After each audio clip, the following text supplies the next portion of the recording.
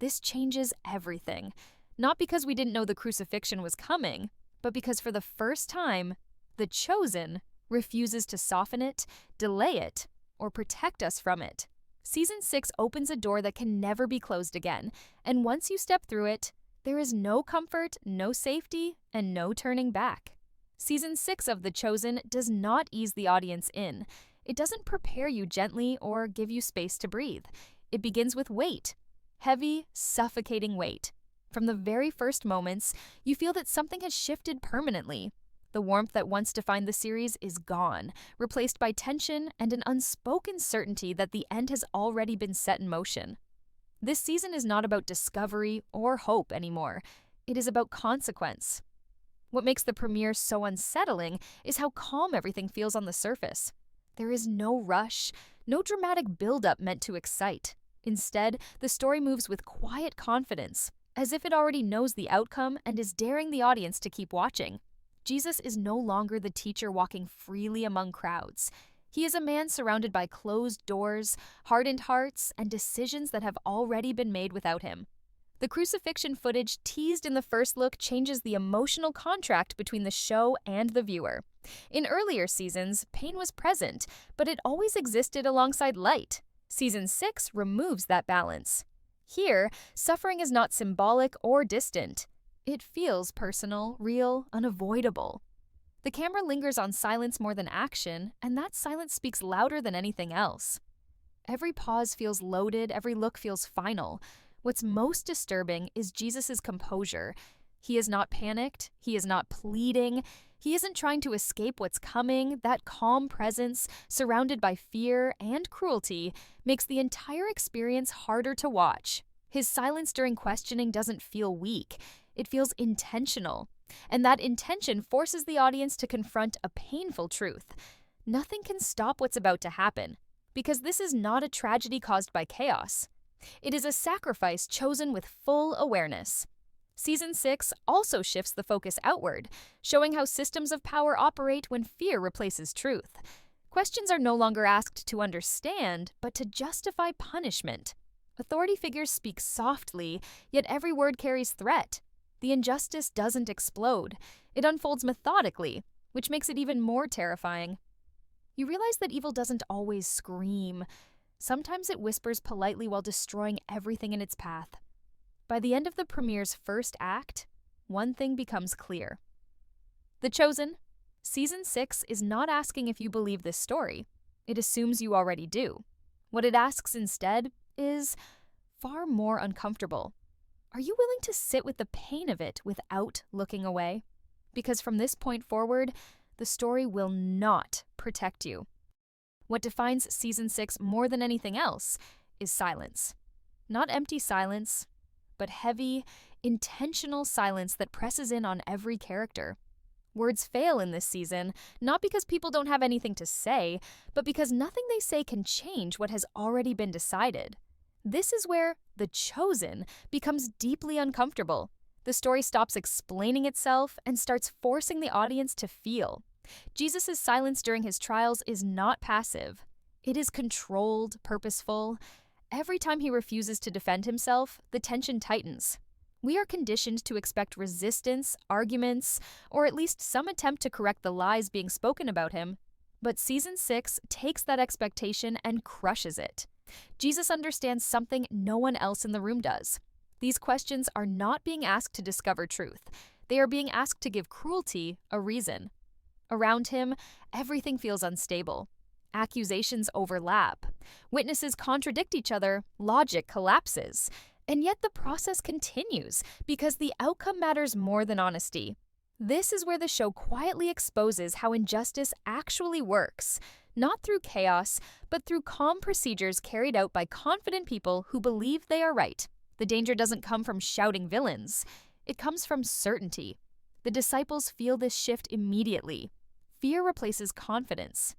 Faith, once loud and bold, becomes fragile. These are not heroic figures standing strong under pressure. They are human beings realizing too late that courage is harder than they imagined. Some want to speak but don't. Others can't even stay in the room.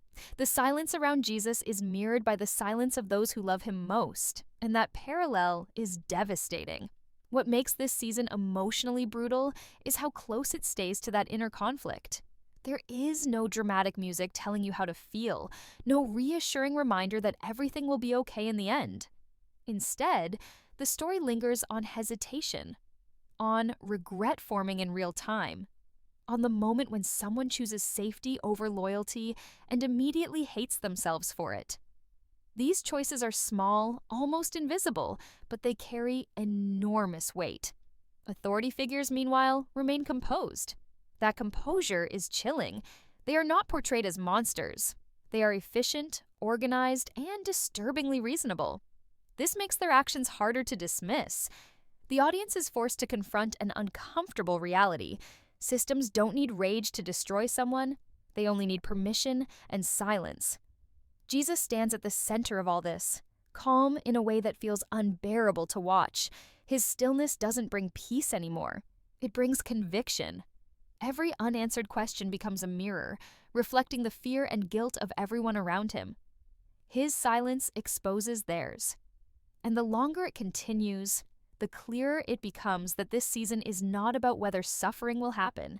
It's about who will remain standing when it does. By the time this section of the story unfolds, Season 6 has made its intention clear.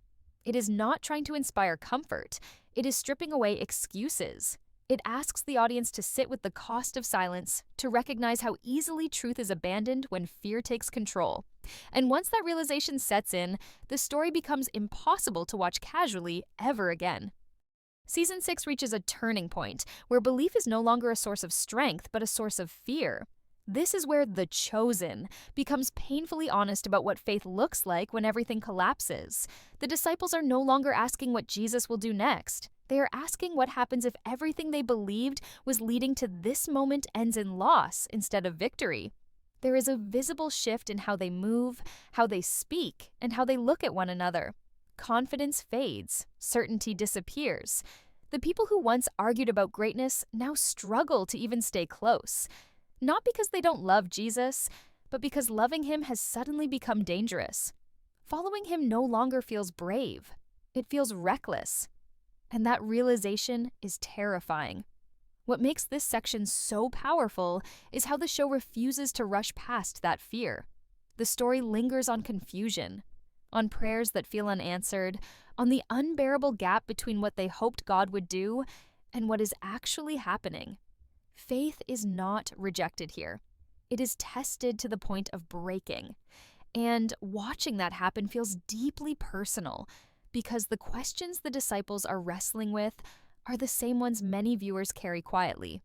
Jesus, meanwhile, does not try to restore their confidence. He doesn't offer reassurance or explanation. His calm acceptance of what's coming forces everyone around him to face a painful truth. Faith does not always lead to rescue. Sometimes it leads to surrender. That idea challenges everything the disciples thought they understood about strength, purpose, and victory. Betrayal becomes more than a single act in this season. It becomes a pattern, not just the obvious betrayal, but the quieter ones that hurt just as deeply.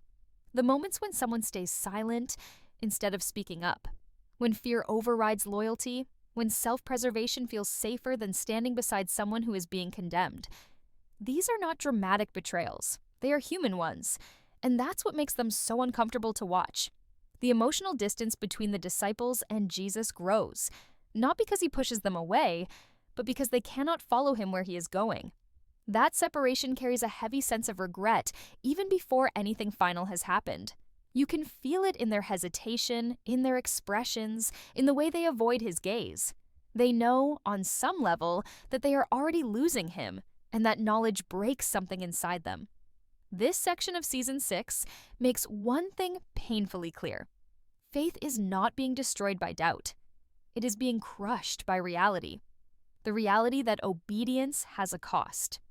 The reality that miracles are not always meant to stop suffering, and the reality that loving someone does not guarantee you will be able to save them.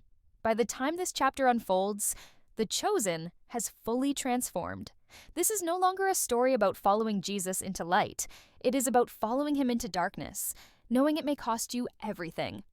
By the time Season 6 reaches this stage, The story no longer feels personal in a quiet way. It feels systemic. What unfolds is not driven by rage or chaos, but by structure, rules, protocol, people doing their jobs. And that is what makes it terrifying. The Chosen exposes how injustice doesn't always look violent at first. Sometimes it looks organized, calm, and reasonable. Those in power do not rush. They take their time. Questions are asked carefully, not to uncover truth, but to create permission. Permission to punish. Permission to condemn. Permission to move forward without guilt. The process itself becomes the weapon.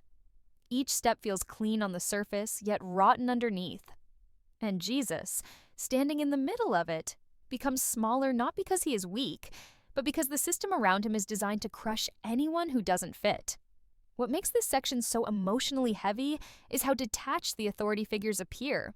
There is no visible hatred in them, no dramatic cruelty. They are composed, confident, and disturbingly comfortable with what they're doing. That calmness strips away any illusion that this is a misunderstanding. This is intentional. The outcome was decided long before the questions began. Jesus' silence in these moments becomes unbearable to watch. Every instinct tells you that he should speak, defend himself, expose the lies. But he doesn't. And with every unanswered accusation, the weight increases. His silence forces everyone else to reveal who they truly are. Those who fear losing power tighten their grip. Those who fear consequences look away. And those who fear being associated with him begin to disappear. The crowd plays a crucial role here, not as villains, but as participants. Ordinary people caught in a moment, influenced by fear, pressure, and momentum. The season makes it painfully clear how easy it is to be swept into injustice without ever feeling cruel. Silence becomes agreement, distance becomes denial, and suddenly, something unthinkable feels inevitable. Pilate's conflict, in particular, highlights the illusion of neutrality. He recognizes that something is wrong. He knows there is no real crime. And yet, knowing is not enough. The desire to avoid responsibility outweighs the desire to do what is right. His attempts to wash his hands of the situation only make the outcome worse. Season 6 makes a brutal point here. Refusing to choose is still a choice. As Jesus is handed over, the emotional tone shifts again. The story slows, not to delay what's coming, but to make sure the audience feels every step toward it. There is no relief, no interruption, just a steady movement towards suffering that no one seems willing to stop. This section strips away any remaining comfort the viewer might be holding on to. By now, The Chosen is no longer asking the audience to observe history. It is asking them to examine themselves. Where would you stand in this moment? Would you speak? Would you stay silent? Would you convince yourself that you had no choice? Season 6 doesn't answer those questions for you. It simply places you inside the system and lets the weight of it settle. By the time Season 6 reaches its final stretch, The Chosen is no longer telling a story in the traditional sense. It is delivering an experience, one that is heavy, exhausting, and deliberately difficult to sit through. This is where the crucifixion footage truly changes everything. Not because of what is shown, but because of how it is framed. There is no attempt to soften the reality, no emotional shortcuts, no cinematic escape. The suffering is allowed to exist in full view, and the audience is asked to remain present with it. What makes this section so devastating is how personal it feels. The pain is not abstract. It is not distant theology or symbolic imagery. It is physical, emotional, and deeply human. Every moment feels slow, intentional, and unavoidable. The story does not rush toward the crucifixion as a dramatic climax. Instead, it walks toward it step by step, making sure the audience feels the weight of every choice that led here. Jesus' suffering is not portrayed as heroic spectacle. It is humiliating, exhausting, lonely, and that loneliness may be the most painful part of all. The people who once surrounded him, who laughed with him, who believed in him, are gone or powerless to help. The isolation is complete. And yet, even in that isolation, Jesus does not resist. He does not curse. He does not beg for the pain to stop. His endurance becomes the message, and that message is deeply uncomfortable. Season 6 forces the audience to confront a kind of strength that feels backward to everything we're used to. This is not strength that overpowers enemies or escapes danger. This is strength that absorbs suffering without passing it on. Strength that refuses to retaliate. Strength that accepts injustice without becoming unjust in return. Watching that kind of strength is unsettling because it challenges the way we define victory. The disciples, watching from a distance or hiding in fear, carry their own form of suffering. Regret settles in, not as a dramatic realization, but as a quiet ache that grows heavier with every passing moment. They replay their choices in their minds, the words they didn't say, the moments they walked away, the courage they believed they had, only to discover it disappeared when it mattered most. This season doesn't allow them redemption yet. It lets them sit in that failure. And that honesty makes the story far more painful than a quick resolution ever could. One of the most striking aspects of this section is how the show handles time. Everything slows down, not to torture the audience, but to prevent emotional escape. You are not allowed to skim past the suffering. You are not allowed to distance yourself by thinking about what comes later. The resurrection is not a comfort here. It is deliberately absent. Season 6 understands that if hope is introduced too early, the weight of sacrifice is lost, so it withholds it. The crucifixion footage, even in brief glimpses, carries a different kind of intensity.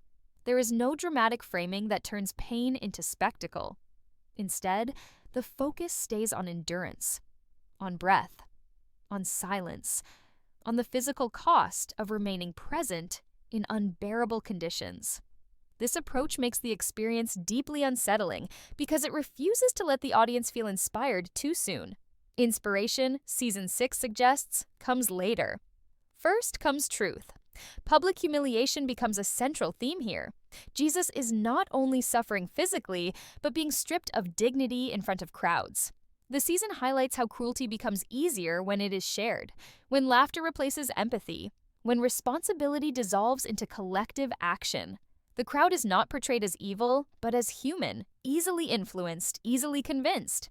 That portrayal forces the audience to confront an uncomfortable question. How often do people participate in injustice simply by going along with it? What makes this final section emotionally overwhelming is how closely it ties suffering to love. Every wound carries meaning because of who Jesus is and what he represents to those watching. The pain is not just about death, it is about loss. The loss of safety, the loss of certainty, the loss of the future everyone thought was coming. That loss ripples outward, affecting every character connected to him. Season 6 also makes it clear that this suffering is not accidental. Jesus' acceptance is deliberate. His silence is intentional. His refusal to resist is a choice, not a weakness. That realization is what makes the experience so difficult, because it means the pain is purposeful. And purpose does not make suffering easier to watch, it makes it heavier. As the season moves closer to its end, there is a growing sense that the audience is being asked to share in the burden of the story. This is not entertainment meant to distract. It is an invitation to witness, to sit with discomfort, to acknowledge injustice without rushing to resolution. The theatrical release reinforces this idea. Watching these moments in a space where there is nowhere to look away transforms the experience from passive viewing into participation. By the time Season 6 reaches its final moments, the viewer is emotionally drained, and that is entirely intentional. The Chosen is not trying to leave the audience feeling uplifted, it is trying to leave them changed. It wants the weight of the story to linger, to follow you after the screen goes dark, to force reflection rather than provide relief. This season does not promise comfort, it promises honesty. And that honesty cuts deep. It asks the audience to confront suffering not as an abstract idea, but as a lived reality. It challenges viewers to examine their own silence, their own fear, their own willingness to stand with truth when it becomes costly. Season 6 ends not with resolution, but with impact, with the understanding that what has been witnessed cannot be undone or unseen. The crucifixion footage changes everything because it strips away distance. It removes safety. It demands presence. And in doing so, The Chosen transforms from a series you watch into a story you carry. This is not a season meant to be consumed quickly. It is meant to be endured. And by enduring it, the audience is invited into a deeper understanding of sacrifice, love, and the unbearable cost of truth.